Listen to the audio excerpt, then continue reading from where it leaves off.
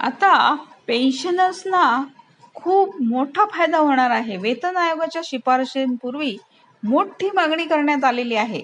निवृत्त कर्मचाऱ्यांच्या स्वतःच्या काही मागण्या वाढत आहेत. आता त्या मागण्या कोणत्या ते आपण पाहूया. पेन्शनर्सला दिलासा मिळणार आहे.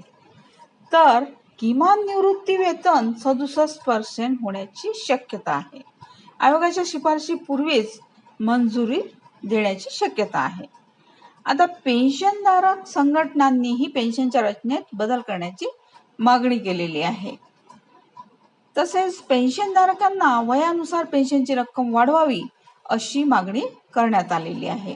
वयाशी निगडित पेन्शन म्हणजे वय जेवढे वाढणार तेवढी पेन्शन, DA वाढवणे आणि वेतन सुधारणा करण्यापासून ते पेन्शनचे लाभ वाढवण्यापर्यंतच्या मागण्यांचा यामध्ये समावेश आहे.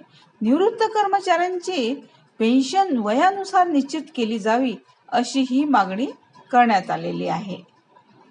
तसेच वय जितके जास्त तितकी निवृत्तीपूर्वीच्या वेतनाच्या तुलनेत पेन्शन म्हणून मिळणारी टक्केवारी जास्त असावी.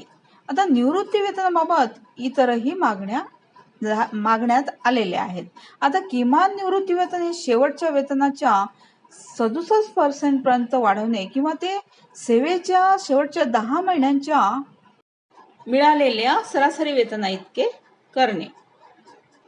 निवृत्ती वेतन निश्चितीसाठी वापरल्या जाणाऱ्या फिटमेंट फॅक्टर मध्ये सुद्धा सुधारणा करण्याची मागणी करण्यात आलेली आहे.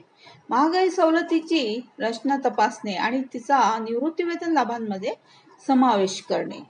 तसेच कौटुंबिक निवृत्ती वेतन लाभांची व्याप्ती वाढवणे याची सुद्धा मागणी करण्यात आलेली आहे. आता केंद्र सरकारच्या सुमारे 50 लाख कर्मचाऱ्यांना याचा लाभ मिळणार आहे. तसेच संरक्षण आणि रेल्वे क्षेत्रातील निवृत्त कर्मचाऱ्यांसाठी सुमारे 56 लाख निवृत्ती वेतन धारकांनाही याचा